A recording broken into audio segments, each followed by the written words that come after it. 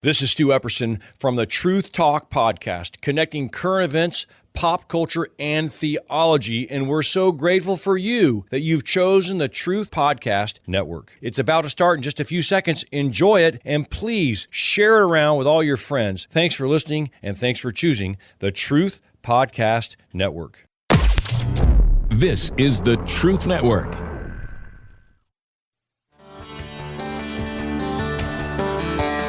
The heart of every man craves a great adventure, but life doesn't usually feel that way. Jesus speaks of narrow gates and wide roads, but the masculine journey is filled with many twists and turns. So how do we keep from losing heart while trying to find the good way when life feels more like a losing battle than something worth dying for?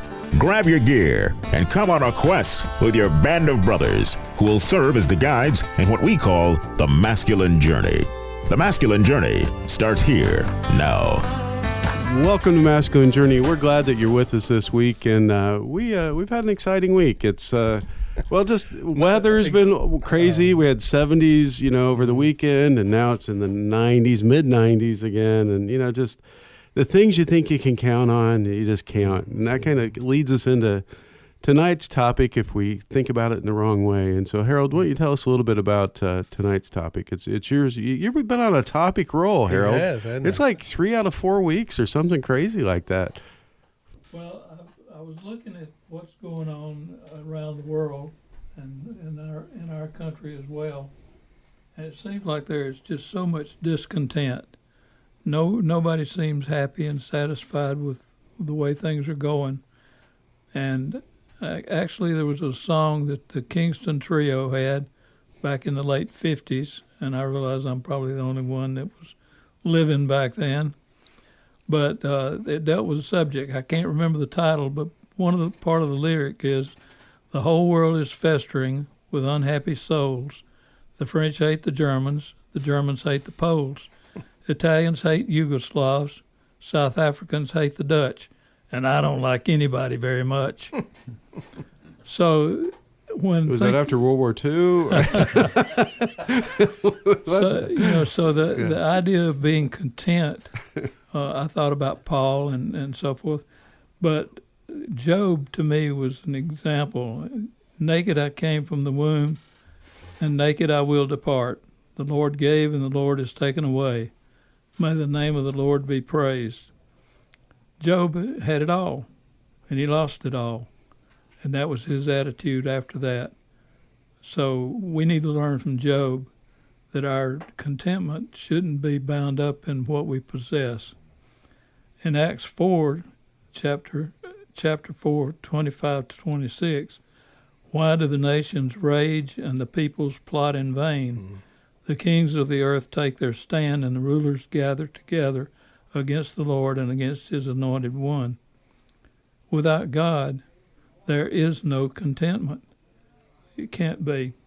And then Paul, in Philippians chapter 4, beginning in verse 11, "I am not saying this because I am in need, for I have learned to be content, whatever the circumstances. I know what it is to be in need, and I know what it is to have plenty. I have learned the secret of being content in any and every situation, whether well-fed or hungry, whether living in plenty or in want. I can do all this through him who gives me strength." And Hebrews 13:5 says, "Don't love money, and be content with what you have." So how could Paul be content after all the rejection and abuse that he suffered? Because he had God, and that was what he needed. So I thought that perhaps a good topic would be for us to look at, how do we seek out contentment in a world that seems to be offering just the opposite? I don't think he left anything. I think we're good to go on right now. Yeah, we could do. Yeah, the show's over. Thanks for listening. We'll just keep going. Good setup there. Yeah, and life keeps happening to us. Yep. Right? We forget that we live in a world at war.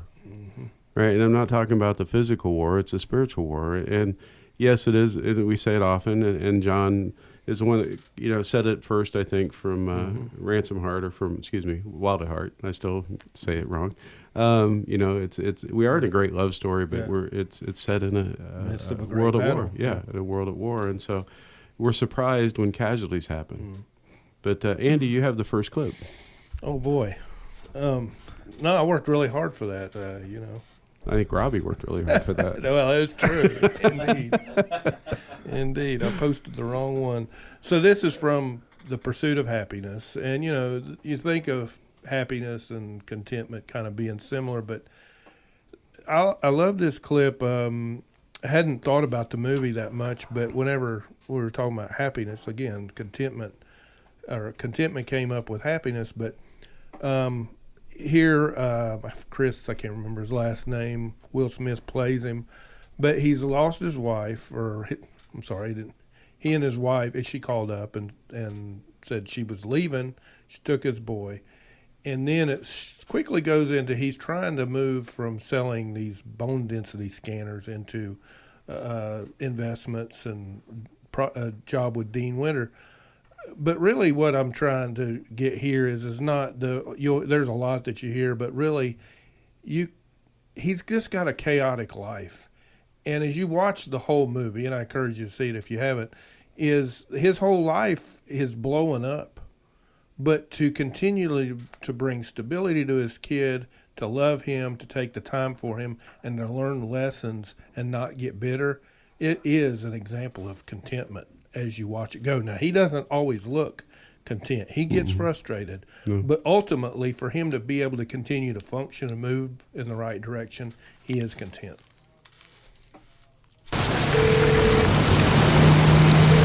Hello?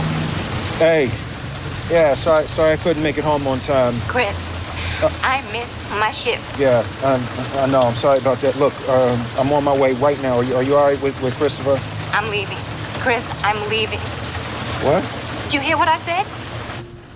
I have my things together, and I'm taking our son, and we're going to leave now. I'm going to put the phone down. Linda, I'm going wait to a leave. minute. Hold We on. are leaving. It was right then that I started thinking about Thomas Jefferson and the Declaration of Independence and the part about our right to life, liberty, and the pursuit of happiness. And I remember thinking, how did he know to put the pursuit part in there? That maybe happiness is something that we can only pursue, and maybe we can actually never have it. Hello? Chris, Who is this? Jay Twistle, Hey. Dean Witter. Yeah, of course. How are you? I'm fine. Listen, you still want to come in and talk? Yeah, sorry. Yeah, absolutely. All right, tell you what. Come on by day after tomorrow in the morning. We're interviewing for the internships. You got a pen and paper? Yes, yes I do. Hold on one second. All right.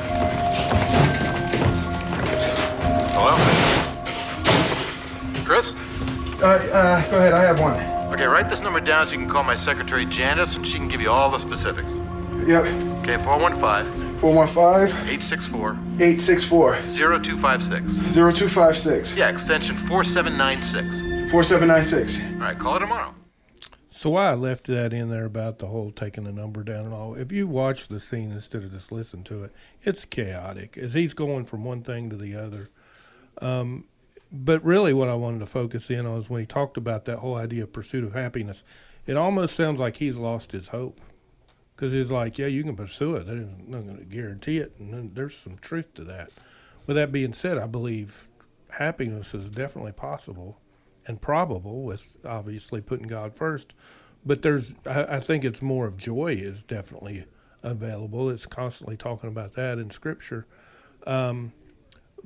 But the whole thing, when his life was so chaotic, there was a transition, I believe, that took place from contentment to joy. Contentment, I feel like, bridges you there. It's being able to praise God regardless of what's going on. I remember when me and my wife separated, and the day that it happened, and it was It was one of the most hardest things in my life when I went through that. And for a good while, I never thought life would be the same. I never thought I would smile again, to be honest with you. And I've heard other stories similar to that. But as you continue to press in and not just press in, he comes after you. He comes and loves you through it. And as that you get further away, it's not just time heals pain. God heals pain. And it's that time with God that the pain is healed. But it is a process. But finding contentment in that, the longer I fought it and just like this isn't fair and all that, the more I suffered. Really? The more I'd learned to be content in the circumstance I found myself in is when I really began to experience some joy and healing. That's true. So what, you said some of it, but what gets in the way of us being content in these situations? Yeah. Right? What is it that gets in the way? Expectations is the biggest thing. Expectations. We have wrong expectations, or we have things that we should have, or we wished we would have, or those types of things, the coulda, woulda, shoulda stuff, right, that gets in the way. And that's not promised to us either, but we also have an enemy. Yes, we do. That's in the midst of it, right? And he's whispering those things of, it's not fair. Right. Yep. Or you should have. Yep. Right? Those types of things that gets in the midst of it. And what he's ultimately trying to get after is dividing you and God. Yeah. Dividing you from the life his source. heart, yeah. Yeah. You're talking about, contentment, but peace is another one we've talked about, but peace is found in the midst of chaos. Yeah. Right? Not an absence of chaos. Right. Yep. Right. And happiness is found in the midst of its own type of chaos as well. Right, I hate to use the same word, but I couldn't think of another one. So we need Jim here. I'm just saying. He would have used his word, I would have understood. The thesaurus. Get a thesaurus, not a dictionary. If exactly. Well, the idea of, happiness to some extent is based on what's happening, right? That's the root of it. And, joy is a completely different idea than is happiness. And so, if you pursue what's happening all the time, it ends up in a pretty carnal place, really. Yeah, and very transitory or very temporary. Wow. Oh, I knew as soon as I got to transitory. Yeah, it was going to not go well at that that's point. That's why I gave up the temporary as well. Yeah, well, that works. It helped me understand. I appreciate it. So you dumbed it down for me. We didn't know what was going on. But we do have a boot camp coming up, and it's coming up November 21st through 24th. You would go to masculinejourney.org to register. I'd like to say that more clearly, masculinejourney.org. If you're having trouble financially going, don't let that stop you. Just reach out to one of us, our first name, at our email at masculinejourney.org, and we'll help you with what we can to get you there. But we'll talk to you after the break, and hope you have a wonderful 30 seconds or minute. We'll talk to you soon. Bye.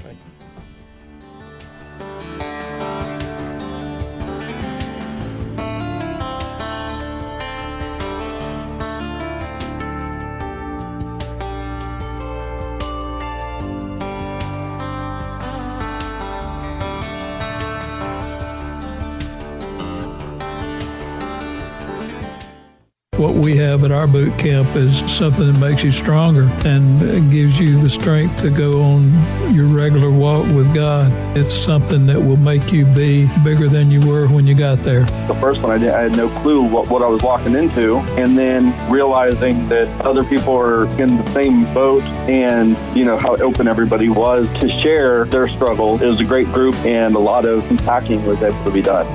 It is a tight bond of men. Everybody's the same. And each and every time that I've come to boot camp, I've learned something different. And not one man that's ever been there neglects not to take time out to talk or to share. It's serious business, and you need to come one time to break bread with the men and fellowship. Feel the atmosphere. Hear the people pray and get down to earth about what's going on in life and get real. Register today at masculinejourney.org.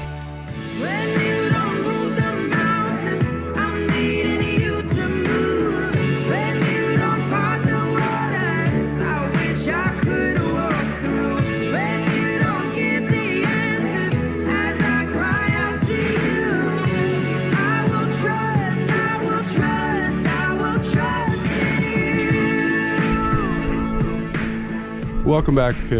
Welcome back to Masculine Journey. The reason I put the microphone in front of Danny, I can't say that lady's name, so you might know what it is. Oh, Lauren Daigle? Lauren Daigle, yeah. Just think bagel with a D. I got it now. But we use a lot of her stuff for yeah, bumps, actually. You know, she has some great music out there. Yeah, for sure. So I love that song. It just talks about basically when things don't happen that we think should. Yeah. What are we going to do with it? And the answer is trust in God, Yeah. right? That He's got it. He's got something more going on than what we know, that the rest of the story's not played out yet, right? That we only see this little snapshot of it when He's got eternity in mind, right? And so just trusting in Him that He's got your back and He's doing something for you in the midst of it, even when it doesn't feel like it or you can't see it. Like putting this show together tonight, it's coming together quite nicely, and we're content in that because it was a last-minute stuff right there. So I have no idea what you're talking about. We're giving up all our secrets. My bad. It's transitory. Transitory. Yeah. It was very transitory. It was. Yes. Our hardship. Yep. Yeah, it was. So Robbie, you have the next clip. Yeah, I love this. It's from the movie The Man of Steel, and if that's Superman for most of us. One of the many series of episodes, but. You know, I know that when the developers of Superman developed it, they developed it from Jesus. In other words, they were Jewish young men. They were talking about what the Messiah would look like. And actually, the S on his chest was the letter Zaddy, which, you know, would be the righteous one in Hebrew. And so I find it fascinating, this particular clip. Superman is actually surrendering to mankind. He's trying to help them out, but, you know, they won't put themselves in a position to be helped out. So he essentially has to surrender, which is very Jesus-like, by the way. And you can see that he's in complete control of the situation in spite of how they're all reacting. They're terrified. They're scared to death. But listen to how, you know, he tries to speak into that and actually surrender, and then we'll talk about it when we come back. Why are you surrendering to Zod? I'm surrendering to mankind. There's a difference. You let them handcuff you? Wouldn't be much of a surrender if I resisted. And if it makes them feel more secure, then all the better for it. What's the S stand for? It's not an S. On my world, it means hope. Well, here it's an S. How about... Sir? Hi, my name is Dr. Emil Hamilton. I know. I can see your ID tag in your breast pocket. Along with a half-eaten roll of wintergreen lifesavers. You can also see the squad of soldiers in the next room, preparing that tranquilizing agent of yours. You won't need it. Sir, you can't expect us to not take precautions. You could be carrying some kind of alien pathogen. Been here for 33 years, Doctor. Haven't infected anyone yet. That you know of. We have legitimate security concerns. Now, you revealed your identity in Miss Lane over there. Why won't you do the same with us? Let's put our cards on the table here, General. You're scared of me because you can't control me. You don't. And you never will. But that doesn't mean I'm your enemy. Then who is? Zod? That's what I'm worried about. Be that as it may, I've been given orders to hand you over to him. Do what you have to do, General. Yeah, you can't help but miss the note on 33 years he's been there, just saying. You know, if you miss that little tag, you kind of missed the situation. But, you know, Oswald Chambers does this amazing devotional, and actually this week he talked about that when Jesus came, he said, "My peace I give to you," right? And his peace is phenomenal, but you have to go get it to some extent. And then when you seek his face, you can imagine his face in your current situation, you know, in the happenings of happiness, so to speak. You know, all this stuff is happening. Well, how's Jesus reacting? Did you catch him by surprise? You know, does he not know what's, you know, in your pocket there? And does he, you know, not have the situation under control? But by the same token, you can hear the compassion, and you can hear, you know, I'm trying to convey to Lois, it's going to be okay. But by the same token, there's this unbelievable strength under control, right? And so that idea of this peace is at our disposal whenever we want to get our look off of ourselves and off of our trying to control our situation, and allow the person that actually can do something about it to give us peace and to control it. I think it's a wonderful opportunity he gives us minute by minute. and you know, it's amazing to me how many times I don't turn towards him when it would have been so easy, you know? Yeah, the enemy's really good at pulling us into the small story and not, you know, we don't see the larger story that's going on around us. And so it's good to take the focus off of the person in the mirror, the person you're mad at, or whatever, and look towards Jesus in the midst of it. Danny, you actually have the next clip if you'd like to tell us a little bit about it. It's from a series called Designated Survivor and stars Kiefer Sutherland. And the premise of the show is Kiefer Sutherland becomes president because there was an attack on the Capitol and it killed the sitting president and all of Congress, everybody, just wiped everybody out. And he was the one that he was part of the cabinet, and so he by default became president in this whole chaotic scene. And the scene that I pulled out of this series was they're going to have the funeral for the president, and he's going to do the eulogy, and he's had an interchange with the president's son. And he pulls him into the Oval Office to apologize to him, but he also, what we're going to discover is that this young man has a wrong view of his father, who has now passed away. So there's this chaos scene of all that's going on, you know, dealing with deaths and all the chaos. And in the midst of this is an interchange between Kirkman, who Kiefer Sutherland's, and this young man, and he learns something about his father. And we can talk about it on the other side. Why am I here? Please, have a seat.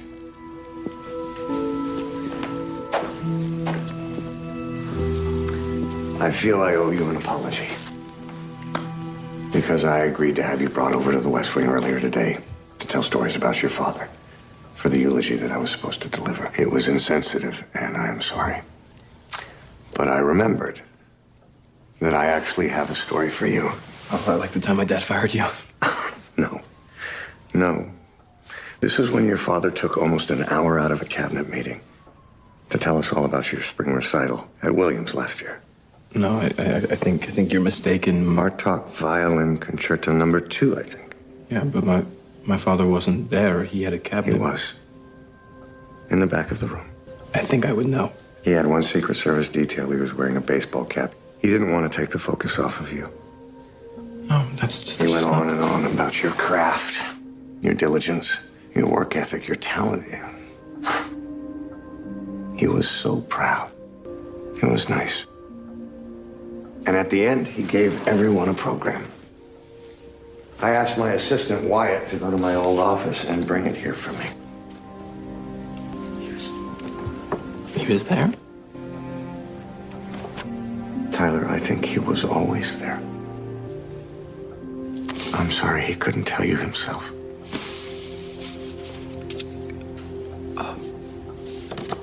Do you mind if I... That would be my honor. It's why I asked you here.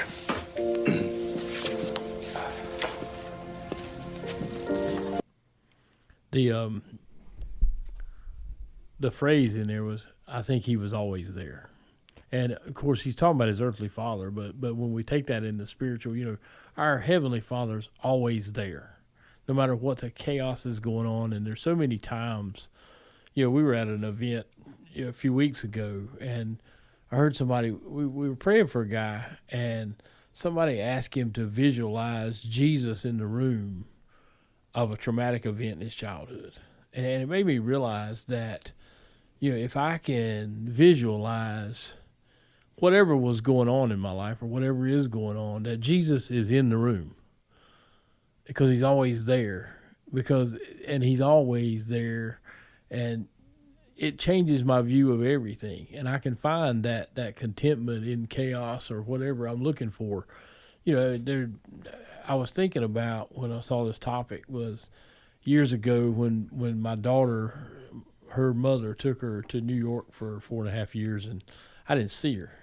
And my life was total chaos. And what I didn't see was God's hand in any of it, because I was pretty rebellious and pretty much walked away from the faith and all kinds of different stuff. But it was years later when I got to see some of the rest of the story, as Paul Harvey used to say.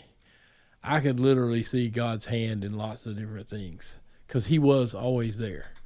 And that's kind of where I went with this topic was, that no matter what's going on, I mean, I bet if we went around the room, there's literally chaos going on in all of our lives in some way, shape, fashion, or form. But reminding that God's always there. And he's allowed this, that, and the other, but he's always there. And he's like the man of steel. He's in full control. Yeah, when you were, it's funny, before you I didn't know exactly what you were going to say, obviously, but I was thinking about, what helps you get through contentment or get to that place of contentment. It's looking at the past victories, right? That only through time you now have clarity, as you were describing, that, sometimes I can't see it when I'm in the midst of it, as we were saying, but when you look back and say, okay, now I have more clarity on it, and I can look at that and say, okay, I will also have clarity down the road, hopefully, on this, and see where God's hand was in the midst of it, and learn about all the people that were praying for me and all those kinds of things. But any other quick thoughts before we wrap up? I think a lot of our discontent stems from the fact that we're selfish. Yeah. And that we have the wrong vision. We're doing too much navel gazing and being disappointed when we find Lent, when we ought to be looking out at the world, the people that need help. Okay. You said naval, I was thinking about, the Navy. So I was confused for a minute. Different kind of naval. Yeah. I was like, all right, that's English language for you, though. If you have an Audi, you don't have Lent. Yeah, it's transitionary. Anyway, we'll talk to you. Love somebody well this week. I wanted an orange. We'll talk with you next week. Have a great week.